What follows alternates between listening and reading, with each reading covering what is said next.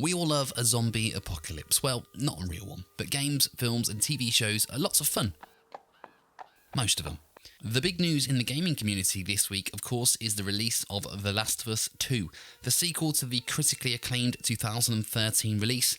If you subscribe to this channel, you'll know that we recap gaming stories in a short but precise video. So, if you've forgotten what happened in the first game and want to relive it before diving into the new one, or if this is your very first venture into the world of The Last of Us and want to skip the first game, here's what happens.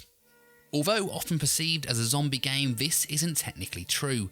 In the game, we witness an outbreak of a mutated cordyceps fungus, which is a real-life fungus, albeit without the mutation.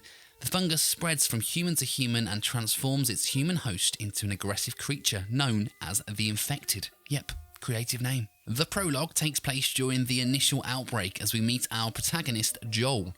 Joel is from Austin, Texas, and is seemingly a single parent caring for his sweet daughter, Sarah. Sarah is woken up during the night by the phone ringing, and on the other end is Joel's brother, Tommy. Tommy sounds stressed and panicked on the phone. I wonder what could be happening.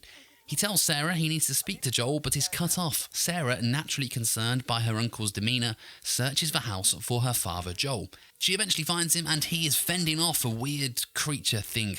He turns to Sarah and he tells her to get ready to leave. Don't you love an impromptu holiday? With our brother Tommy now in tow, we drive to the city and we witness the chaos erupting around them. This is when we learn that people are becoming infected. At this point, we don't know how or why, but just that people are going fucking nuts. Suddenly, we're hit by another car, damn learners, and we're forced to make the rest of the way on foot. What could possibly go wrong, Joel thinks. After making our way through the panic and chaos, we run into a soldier. Yay, the army are here, they'll fix it surely. The soldier shoots Sarah because this is a video game and nothing ever nice happens in video games. Tommy arrives and manages to shoot the soldier before he can kill Joel. However, it's too late for sweet little Sarah, who dies in her father's arms. Please don't. Please.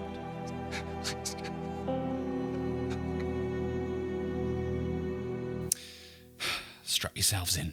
Flash forward 20 years later, Joel is still alive and now living in Boston and making his living via smuggling, a little bit like Han Solo in Star Wars. We discover the world is made up of quarantine zones in which people live in order to keep out the infected. To quickly explain how the cordyceps fungus works, it takes over the brain and essentially turns the host into a lifeless carrier, stripped of humanity. It is spread through the air in spores and also through being bitten. I also assume it's spread via sex too, but I believe that is yet to happen in this game. When people have been infected for a considerable amount of time, the fungus even sprouts out to the external areas of their body. Gross. Joel's smuggling enterprise is helped by his partner in crime, Tess. Think of her as Chewbacca to Han. Together, they track down an arms dealer called Robert who owes them some weapons. It is revealed that Robert instead sold the weapons to an independent militia group known as the Fireflies. We meet one of the leaders of the group called Marlene, who promises to double the amount of guns we are owed if we take on a job for her. We take the job and it turns out it's quite simple. We have to escort a 14-year-old girl called Ellie to a nearby drop point.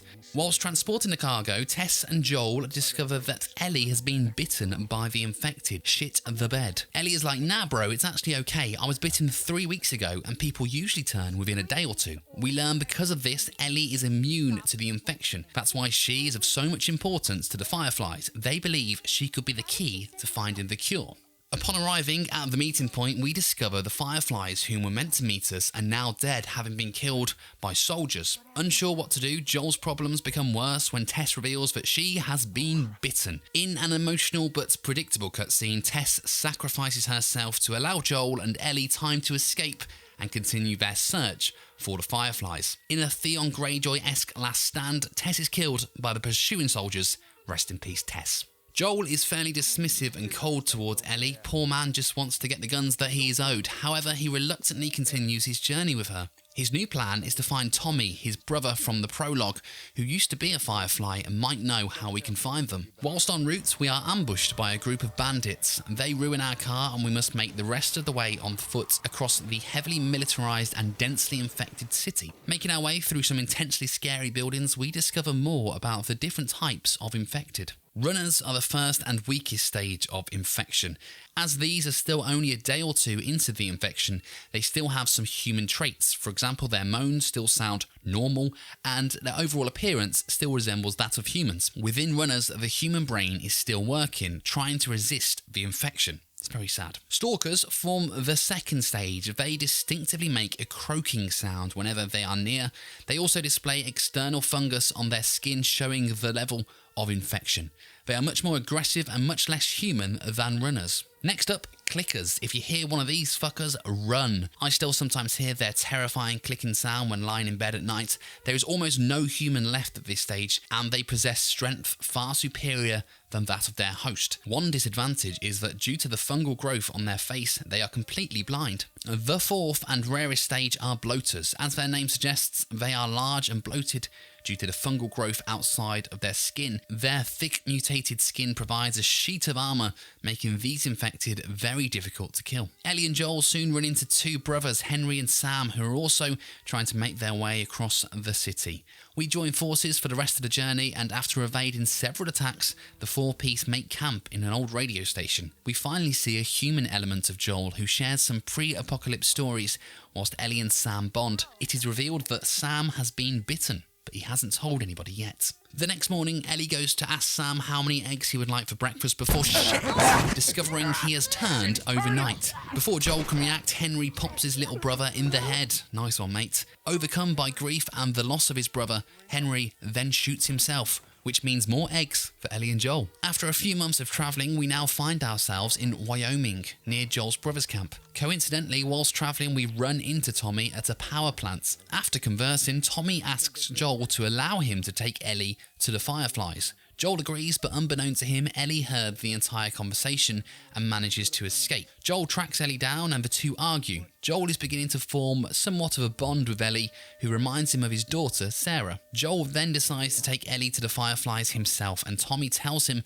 that they're at the University of Eastern Colorado. The duo then ride there on horseback. Once we get there, we find no sign of the Fireflies. The only thing that is left is a recording stating that they have moved to St. Mary's Hospital. Before leaving, Joel finds himself impaled on a spike after a short fight. Ellie manages to get Joel to safety, although he is in a very bad way. We time jump to winter, and Ellie is still nursing an injured Joel. Whilst hunting for food, she runs into a guy named David. The duo fight together in order to survive a horde of infected before agreeing to trade. Ellie's hunted deer for medicine for Joel. Ellie gives the medicine to Joel before she is then captured by David's people. Turns out that David leads a group of crazy cannibals. Brilliant. The medicine begins to work, and Joel wakes up to realise Ellie is missing. Although still severely wounded, he heads off to find her, and he stumbles across David's men. After he tortures two of them, he learns of Ellie's location. He then kills the two men. Damn, Joel. That's cold. We then see Ellie is forced onto a table, but before anything can happen, she reveals to David and his men that she has been bitten and is infected. Not knowing of her immunity, the group begin to panic, allowing Ellie time to escape. This eventually leads to a showdown between Ellie and David within a burning restaurant. Ellie, no longer the meek 14-year-old we met at the start of the game, brutally murders David with a machete. Damn, Ellie. You're cold. Ellie and Joel are soon reunited, and their trail of the Fireflies leads them to Salt Lake City. Whilst travelling to the hospital, they make their way through an abandoned zoo. In a breathtaking cutscene, we see a herd of giraffes still roaming around. Ellie and Joel have a heart-to-heart at this point, and Joel tells her that if she wants to, she can live peacefully with him and Tommy and his people instead of being experimented on by the Fireflies. Ellie says, given all that they've been through and all the people who have died for her, it can't all be for nothing. And they continue. They reach the hospital, but the entrance is submerged in water. Ellie falls in and almost drowns before Joel can save her. After doing so, the Fireflies arrive and knock Joel out. He wakes up in a hospital room and is greeted by Marlene. She thanks Joel for completing his mission and explains that Ellie is being prepared for surgery. Marlene continues to explain that in order to extract what might help them find a cure, Ellie will probably die during the surgery. Joel, who still hasn't received the guns that he's owed, becomes angry and manages to fight his way past the Fireflies to Ellie, who is on the top floor of the hospital. Ellie is still unconscious, and Joel shoots one of the doctors before escaping with Ellie to the parking lot, where he is intercepted by Marlene. She pleads with Joel to reconsider and to think about how many people's lives may be saved by Ellie's sacrifice. Joel refuses and shockingly shoots Marlene in order to prevent the Fireflies following him and Ellie. Ellie wakes up shortly after whilst in a car on the way back to Tommy's camp. She is confused and asks Joel what happens. Joel lies and claims that the Fireflies have discovered many people who were immune just like Ellie, but their experiments didn't lead to any cures, so they have given up. On the final stretch to Tommy's camp, Ellie stops Joel and asks him to swear that what he says about the Fireflies is true. Joel, once again, lies. I swear.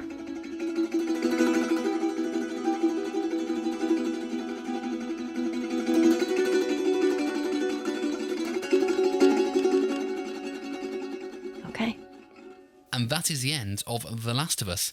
If you like more story recaps from your favourite video games, please hit subscribe. But right now, I'm off to begin The Last of Us 2. If you're doing the same, happy gaming.